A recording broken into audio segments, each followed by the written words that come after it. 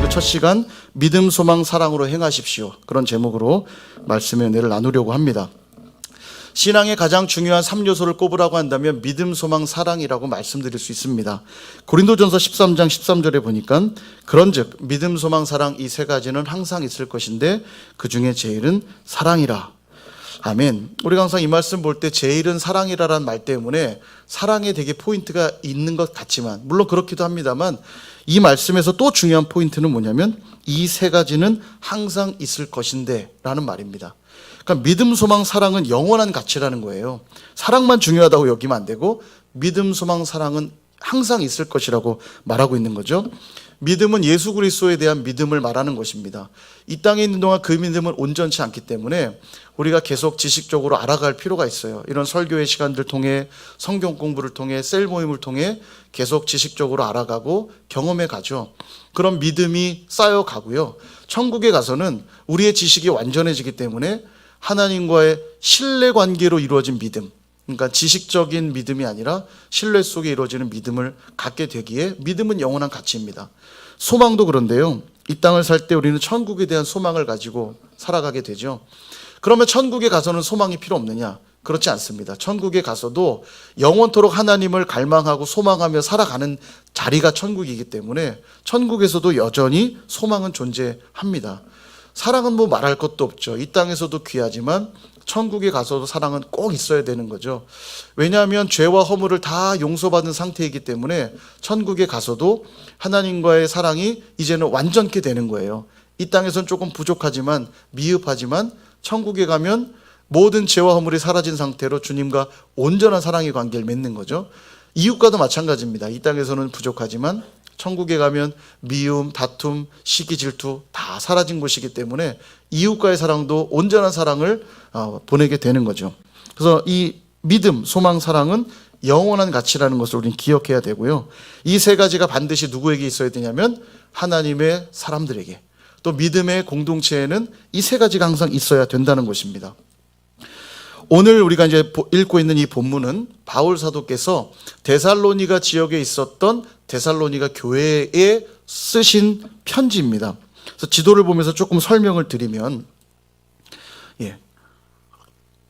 지금 보이시는 저 빨간 줄이 바울의 2차 전도 여행입니다. 중간쯤 보시면 드로아라고 보이시죠? 저 드로아라고 하는 지역에서 바울이 환상을 봐요.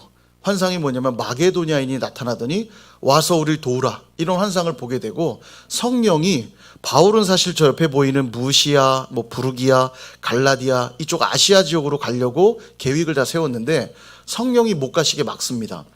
그래서 드로아에서 어디로 가냐면 저 네아폴리를 통해 빌립보, 유럽의 첫 성인 빌립보로 들어가게 돼요.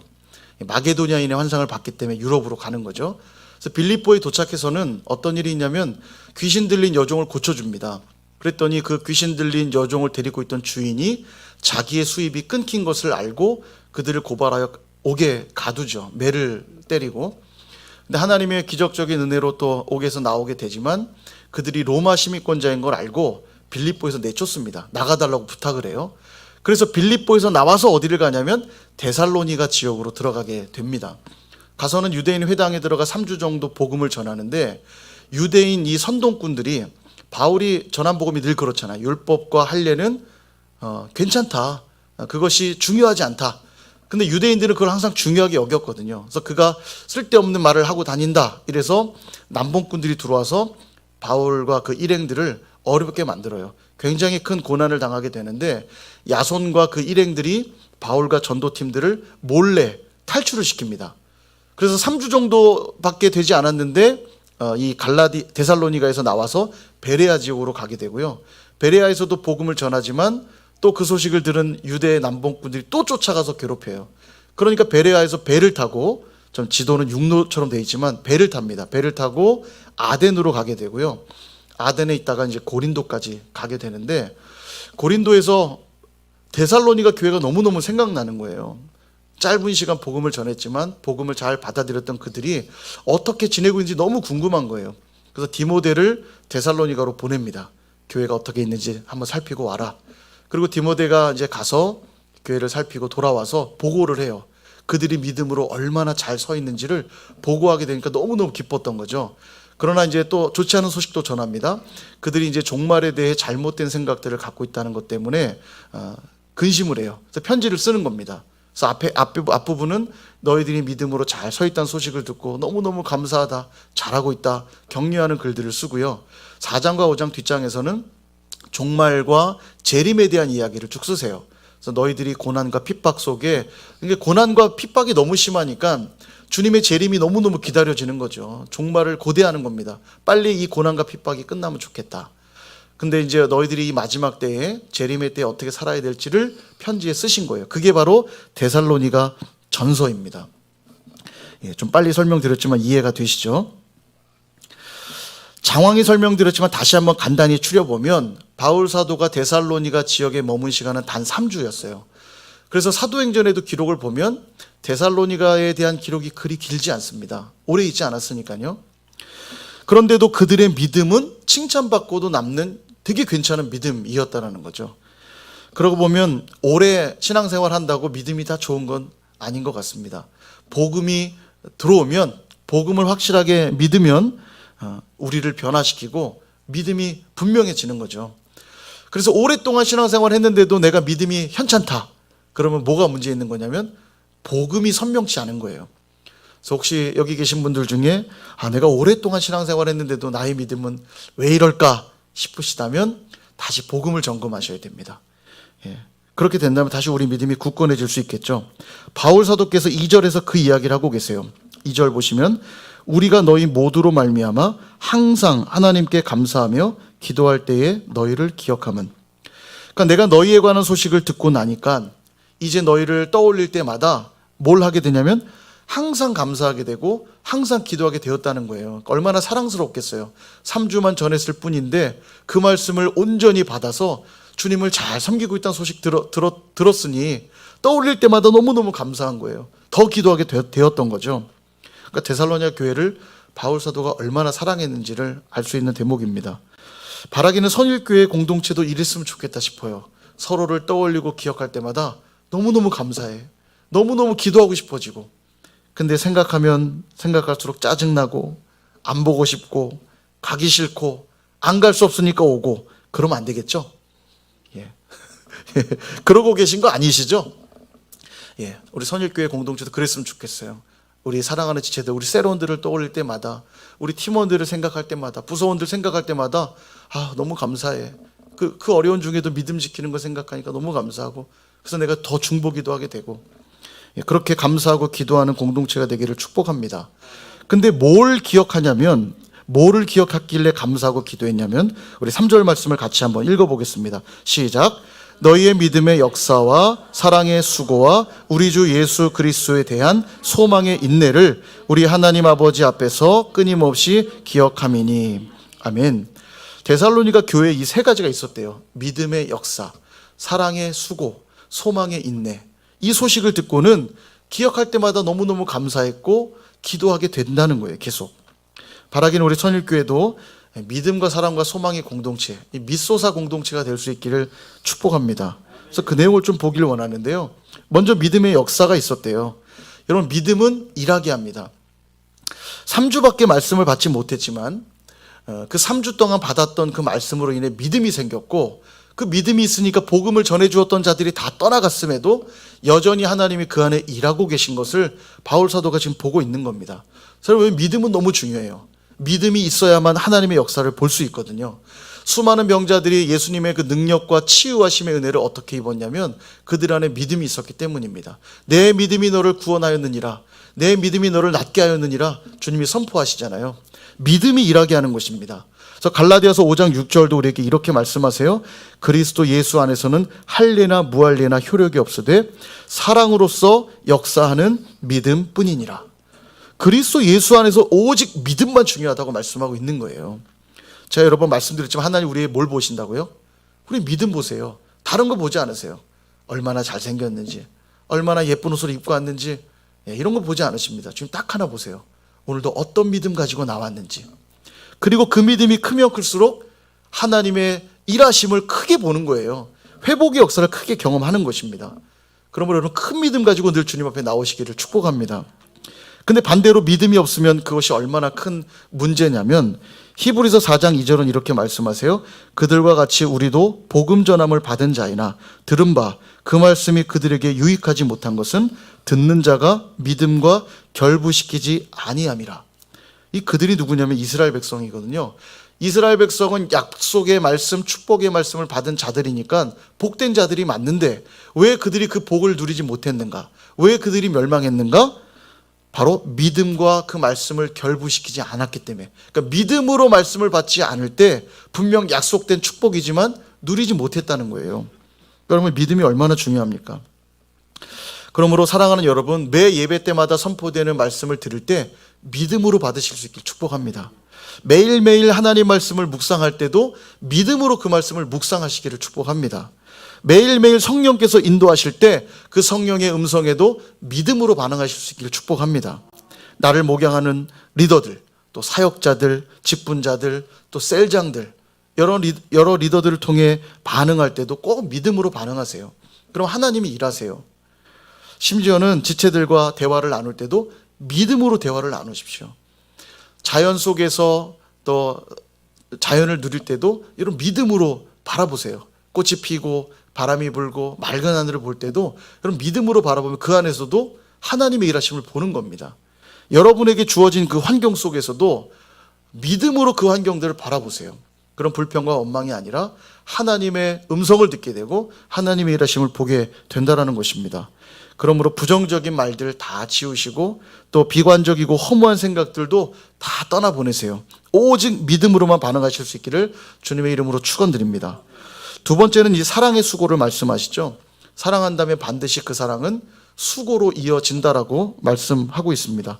데살로니가 교회가 그랬던 것 같아요. 그들에게 믿음이 심겨지니까 주님의 사랑이 부어지니까 그 사랑이 수고로 나타났던 것 같아요. 가난한 자들, 병든 자들을 돌보고 열정적으로 복음도 전했을 것입니다. 가만 보면 예수님도 우리를 사랑하셔서 뭘 하셨냐면 이 땅에 성육신 하시는 수고를 하셨죠. 그리고 십자가에서 친히 죽으시는 수고도 보여주셨습니다. 그 수고를 통하여 우리에게 사랑을 나타내 주신 거죠. 그 사랑을 이분 역시 우리에게도 나타내야 될 게 뭐냐면 그 사랑으로 인한 수고가 나타나야 된다는 거예요. 두 가지 사랑의 수고가 필요한데 하나는 하나님을 사랑하기에 하나님의 나라를 위한 수고가 필요합니다. 고린도후서 5장 14절과 15절에 보니까 이렇게 말씀합니다. 같이 한번 이 말씀 읽어볼까요? 시작. 그리스도의 사랑이 우리를 강권하시는도다. 우리가 생각하건대 한 사람이 모든 사람을 대신하여 죽었은즉 모든 사람이 죽은 것이라. 그가 모든 사람을 대신하여 죽으심은 살지 않고 오직 그들을 대신하여 죽었다가 다시 살아나신 이를 위하여 살게 하려 함이라. 아멘. 그리스도의 사랑이 이제는 그리스도를 위하여 살게 한다고 고백하고 있잖아요. 주님을 위해 수고하는 삶을 살게 만드는 겁니다. 주님의 사랑이. 그 사랑이 부어지면 이제 주님을 위해 살게 되죠. 마음과 뜻과 힘 다해 그분을 예배하지 않고는 견딜 수 없고요. 헌신하지 않고는 견딜 수 없고 또 봉사하지 않고는 견딜 수 없는 거예요. 복음 전하지 않고는 견딜 수가 없는 거죠. 두 번째 사랑의 수고는 뭐냐면 이웃을 향한 사랑의 수고입니다. 하나님의 사랑이 내게 부어졌기에 지체들을 향해 사랑의 수고가 나타나게 되어 있다는 것입니다. 우리 공동체는 사랑의 수고가 있는 공동체입니까? 먼저는 하나님을 향한 사랑의 수고가 있는지 돌아보실 수 있기를 바랍니다. 나는 얼마만큼 주님을 위해 더 힘써 예배하고 또 봉사하고 헌신하고 있는가? 우리가 주님을 사랑한다면 그 수고가 결코 헛되거나 또 아쉽지 않은 모습인 줄 믿습니다. 또한 지체들을 향한 수고도 한번 살펴보십시오. 난 얼마만큼 지체들을 사랑하고 있는가? 혹시 말로만 사랑을 되뇌고 있지는 않는가? 정말 사랑한다면 그 사랑의 마음을 나누는 수고가 우리 안에 있어야 될 줄로 믿습니다. 마지막 세 번째는 소망의 인내입니다. 그럼 소망은 우리로 인내하게 만들어요. 데살로니가 교회에는 핍박이 굉장히 심했습니다. 바울과 일행들이 빠져나갔지만 여전히 그들 안에 그 확고한 믿음이 고난과 핍박을 계속 받게끔 했어요. 그러니까 너무너무 힘들었던 거죠. 그러다 보니까 주님의 재림, 종말에 대해 많은 관심을 가졌어요. 그 고난과 핍박이 너무 심했기 때문에. 그러니까 바울 사도가 4장과 5장에서 재림과 또 종말에 관한 말씀들을 주신 거라고 말씀을 드렸죠. 계속되는 박해와 고난이 있었는데도 그들이 계속 믿음을 잃지 않았던 이유가 무엇이었냐면 그들에게 소망이 있었기 때문입니다. 소망이 있으니까 당연히 그들로 인내하게 했던 거죠. 신앙생활을 잘하면 할수록 고난과 핍박은 더해 갈 것입니다. 한번 해보십시오. 믿음 생활을 열심히 잘해보려고 하면 할수록 고난도 많아지실 거예요. 근데 왜 인내해야 됩니까? 그 끝에는 반드시 구원과 상급이 있기 때문이에요. 이 소망이 있으니까 인내하게 되는 거죠. 히브리서 10장 36절은 말씀해요. 너희에게 인내가 필요함은 너희가 하나님의 뜻을 행한 후에 약속하신 것을 받기 위함이라. 우리에게 이 소망이 있으니까 인내하게 되는 것입니다. 골로새서 1장 27절도 이렇게 말씀해요. 하나님이 그들로 하여금 이 비밀의 영광이 이방인 가운데 얼마나 풍성한지를 알게 하려 하심이라. 이 비밀은 너희 안에 계신 그리스도시니 곧 영광의 소망이니라. 지금 소망이 누구라고 말씀하시냐면 그리스도와 소망이시래요. 그러니까 힘들고 어려운 상황 속에 있다가도 소망 되시는 주님을 바라보기만 하면 견뎌낼 수 있는 겁니다. 인내하게 된다라는 거예요. 여러분의 가정 상황이 어떻습니까? 소망 없는 상황들 속에 혹시 힘들어하고 계시진 않나요? 이 나라를 보세요. 정치와 경제 상황이 참 어려운 가운데 있죠. 자영업자들 참 많이 어려워한다는 걸 뉴스를 통해 많이 보게 되고 또 피부로 체감하게 됩니다. 한국교회 현실은 어떻습니까? 한국교회도 참 어려움 중에 있어요. 주일학교의 50%가 다 사라졌다고 말하고요. 한국교회 20년, 30년 뒤가 어떻게 될지 어느 누구도 장담할 수 없는 그런 암담한 현실에 놓여 있습니다. 여러분, 이 코로나 전국은 어떻습니까? 해결될 기미가 보이지 않고 이제 부스터샷을 맞아야 된다고 말하고 있죠. 또 위드 코로나로 확진자가 좀 더 는 상황이기도 한데요. 참 소망이 없어 보여요. 언제까지 이 시간이 계속될지. 우리의 삶을 돌아보며 어디 한 곳 우리의 마음을 편하게 둘 만한 곳이 없어요. 다 어렵지 않습니까? 그때 우리가 뭘 바라봐야 되냐면 소망 되시는 예수 그리스도 바라봐야 되는 것입니다. 그분을 바라보면 이 힘든 현실을 인내로서 믿음의 경주를 계속 해나갈 수 있는 거예요. 지금 말씀을 정리하려고 합니다. 전에도 몇 번 이 레드우드 국립공원의 그 나무 사진을 보여드린 적이 있는데요. 다시 한번 사진을 좀 보여드리면 이 나무가 저 큰 숲의 저 나무들이 100m가 다 넘는 나무들입니다. 굉장히 큰 나무죠. 나무가 위로 높이 솟았다는 것은 땅으로 깊이 뿌리를 내렸다는 의미인데요. 놀라운 건 저 바닥 지반층이 화강암석이라고 그래요.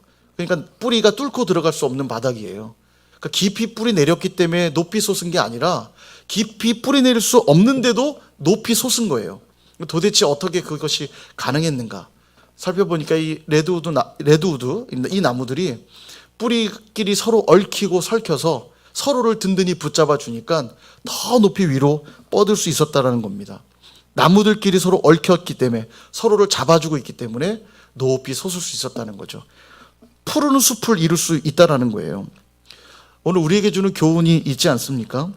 사랑하는 여러분, 데살로니가 교회에는 세 가지가 있었습니다. 믿음의 역사, 사랑의 수고, 소망의 인내. 이 세 가지가 있어서요, 믿음의 본이 되었고 하나님 앞에 칭찬받는 교회였어요. 마게도냐와 아가야 지방의 믿음의 본이 되었느니라 이렇게 말하거든요. 마게도냐 지방이 어디냐면 아까 보셨던 빌립보, 데살로니가, 베레아 그 지역이 다 마게도냐고요. 아가야는 어디냐면 밑에 보셨던 에덴, 고린도 이 지역이 아가야거든요. 그러니까 아가야 지방과 마게도냐 지방에 수많은 교회가 있음에도 데살로니가 교회만한 교회가 없었다라는 이야기예요. 너희들이 따라가야 될 교회가 있다면 데살로니가 교회가 모델이다. 이렇게 칭찬하고 있는 겁니다. 그러니까 얼마나 아름다운 모습입니까? 오늘 바울 사도께서 선일교회를 방문하신다면 우리는 무엇을 기억하게 하는 교회일까? 무엇을 기억하게 하고 싶습니까? 바울 사도가 돌아가서 우리를 편지를 쓰는 거예요. 선일전서. 딱 선일전서 쓰는데 선일교회에 있는 믿음의 역사와 사랑의 수고와 소망의 인내를 기억하니 내가 감사할 수밖에 없고 너희를 위해 기도할 수밖에 없구나. 이런 고백이 우리 안에 있다면 얼마나 감사하겠습니까? 그죠? 근데 선일교회를 떠올렸더니 다툼이 있고 분열이 있고 주여 하면서 편지를 쓴다면 안 되겠죠? 비록 우리 안에 화강암석 같은 어려운 환경이 있을 수 있습니다. 그러나 괜찮아요. 우리끼리 믿음과 소망과 사랑으로 서로를 잡아주고 얽히고 설켜서 서로를 붙들어 준다면 우리도 하나님을 향해 높이 높이 뻗는 레드우드 같이 될 수 있는 거예요. 그런 공동체가 될 수 있기를 축복합니다. 그런 mit소사 공동체가 되어서 더욱 든든히 서 나가는 저와 여러분, 우리 선일교회가 될 수 있기를 주님의 이름으로 축원드립니다.